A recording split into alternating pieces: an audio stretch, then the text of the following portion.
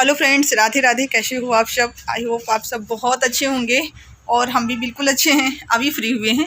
मैंने 12 बजे से वीडियो अपलोडिंग के लिए लगाया था और अभी 4 बज रहे हैं। इस टाइम फ्री हुए हैं वीडियो अपलोड करके। शाम नहीं हुई है लेकिन पता नहीं क्यों बादल से हो रहे हैं ना, तो इस वजह से ऐसा लग रहा है जैसे पूरी तरह से शाम हो चुकी है। मम्मी पीछे धुआं किए हुए हैं मच्छर की वजह से ना, तो पूरा धुआं अंदर आ रहा है। तो अभी दरवाज़ा बंद करके आए हैं क्योंकि धुएं से मुझे बहुत ज़्यादा प्रॉब्लम हो जाती है। थोड़ा भी धुआं मेरी आंखों में लगता है ना तो आंखें पूरी लाल पड़ जाती हैं। तो विराटो ने कहा थोड़ा वीडियो और बनाओ, हम दिखे नहीं हैं। दिख गए? होमवर्क हो गया आपका? हाँ। इस समय तगड़ी ड्यूटी लगती है इनकी। बस स्कूल से आए, खाना खाया, तुरंत होमवर्क लिए बैठ जाते हैं दोनों लोग। पीछे वहाँ पीछे खाट पड़ी, वहीं पे सही रहता, मच्छर नहीं लगते हैं वहाँ पर। हमको मच्छर लगते हैं हाँ। थोड़े बहुत मच्छर लगते हैं तो मम्मी धुआं कर देती है तो सारे मच्छर भाग जाते हैं। अंदर तो बैठ नहीं सकते हो 1 मिनट के लिए भी, इतने ज्यादा मच्छर। उनकी आंखें लाल पड़ जाती है। हाँ, जब मच्छर, इसलिए वो भाग जाते हैं। हाँ, मच्छर की जब धुआं लगता है आंखों में, लाल पड़ जाती है आंखें, तो भाग जाते हैं मच्छर। और जब आंख में उनका दर्द होता है इसलिए भाग जाते हैं। बिल्कुल। कटोरी क्या रखा है? कटोरी में कुछ नहीं है, अच्छत रखा हुआ है। भगवान के पास कटोरी रखी है तो उसकी पूछताछ चालू है उसमें क्या रखा है। खाने का कुछ सामान नहीं है उसमें, भगवान जी का अच्छत और वो मिश्री रखी हुई है भोग वाली। अच्छा।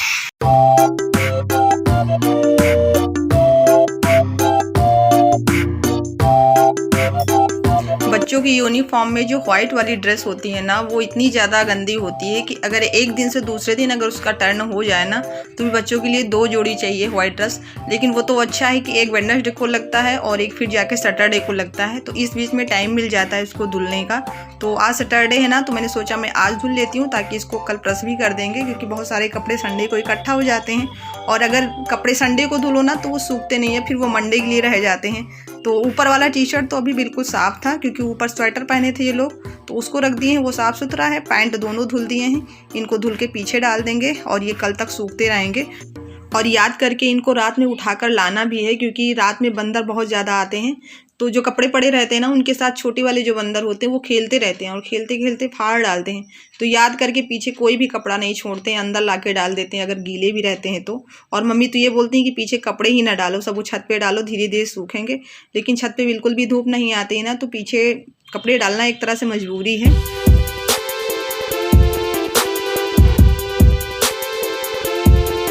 तो यहाँ पर मैं अभी जा रही हूँ दिया जलाने। तो दिया जलाने के पहले जितने भी फूल चढ़े रहते हैं उन सबको मैं उतार करके बाहर कर देती हूँ।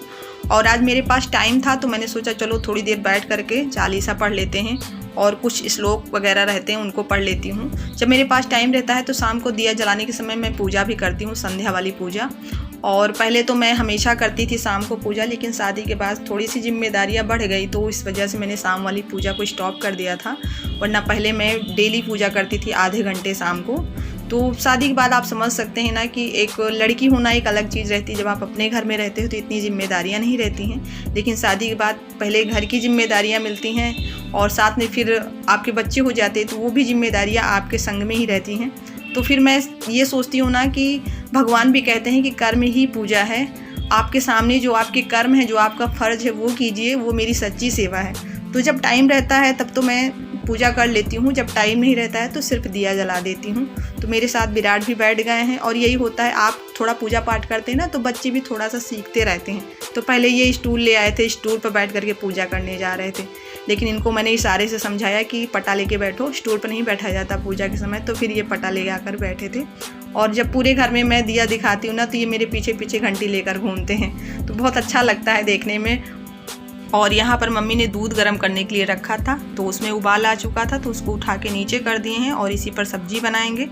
तो सब्जी में आज जो हरी वाली प्याज आती ना उसी की सब्जी बननी है। तो इसको मैंने दोपहर में ही काट लिया था। एक्चुअली जो हरी हरी चीज़ें होती ना, मुझे डर लगता रहता है कहीं इसमें कीड़े ना हो, तो इनको बिल्कुल तसल्ली से काटते हैं। जब मुझे फुर्सत रहती है एकदम बैठ करके एक एक पत्ती देख लेती हूँ कि कहीं कुछ भी नहीं है। तो इसको मैंने धुल लिया था, काट लिया था और काट के फ्रिज में रख दिए थे।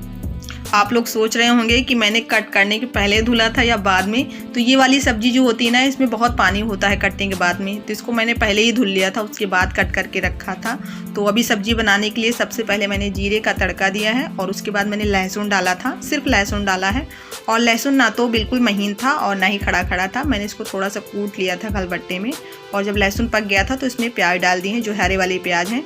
और इसमें बहुत ज़्यादा पानी होता है तो इसको बहुत भूनने की ज़रूरत है। तो मैंने फ्लेम को थोड़ा सा मीडियम कर रखा है। बहुत हाई कर लेंगे ना तो ये जल जाएगा, लेकिन इसका पानी नहीं सूखेगा। तो मीडियम फ्लेम पर इसको काफ़ी देर तक आपको भूनना है ताकि इसका पूरा पानी सूख जाए। तो अभी मैंने टमाटर नहीं कट किया था तो टमाटर कट कर लेंगे। जब तक ये भूनता रहा ना, मैं एक एक काम सोच रही थी। तो मैंने इस बीच में आटा भी अपना गूँथ लिया था और चावल भी बना है। मेरे यहाँ जानती हो चावल ज़रूर बनता है, तो चावल भी बिन करके मैंने साफ़ करके धुल करके रख लिया था। तब तक ये भुनता ही रहा, काफ़ी टाइम लगा था भुनने में। तो इसका पानी जब सूख जाता है ना तो देखेंगे प्याज बिल्कुल सूखी सूखी हो जाती है और कम हो जाती है। पहले बहुत ज़्यादा दिख रही थी ना, अभी देखो कितनी थोड़ी सी नज़र आ रही है। तो ये जब भुन जाता है ना तो यही निशानी है, आपको पता चल जाएगा कि इसका पानी ख़त्म हो चुका है। और इसके बाद अब इसमें हम टमाटर डाल देंगे और जो भी मसाले आपको पसंद हो वो सारे मसाले डाल दीजिए।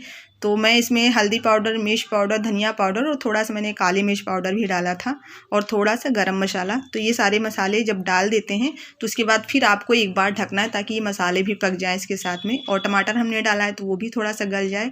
तो इसमें मैंने थोड़ा सा नमक भी डाल दिया था। और जब ये मसाले पक जाएंगे तो हम आलू ऐड कर देंगे। और इसमें पानी बहुत कम लगता है, चाहे जितना आप इस प्याज को भूनो, लेकिन इसमें फिर भी पानी रहता है। तो पानी मैंने बहुत थोड़ा सा डाला था ताकि आलू पक जाएँ। वो बहुत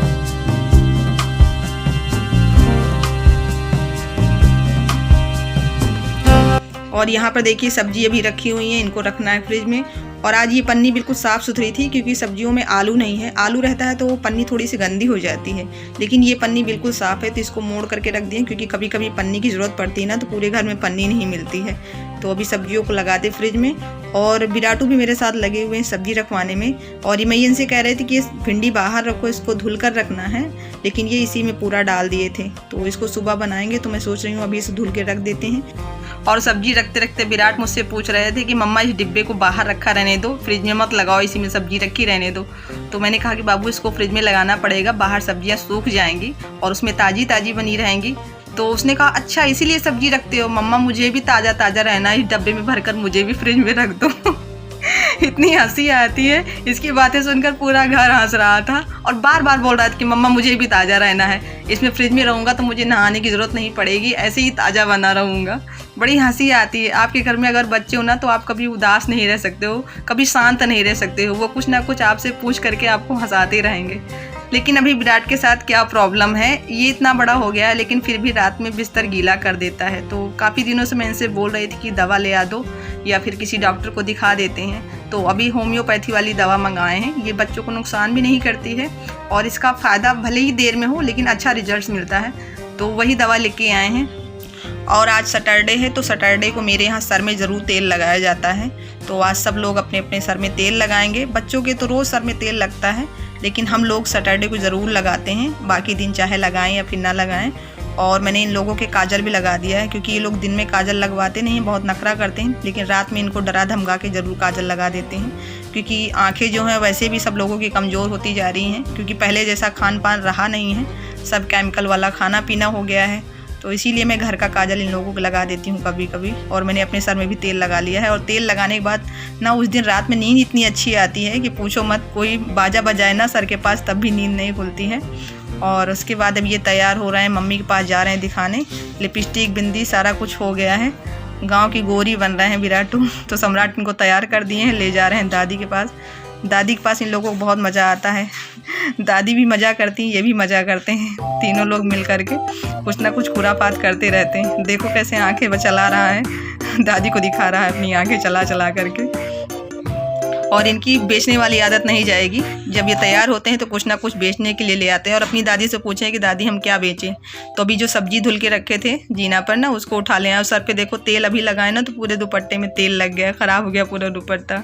आपके पति का क्या नाम है? पति? मेरे पापा का पति का। अच्छा, पति का नाम रमी। क्या कर रहे थे तुम्हारे पति? सर्विस करते हैं। अच्छा।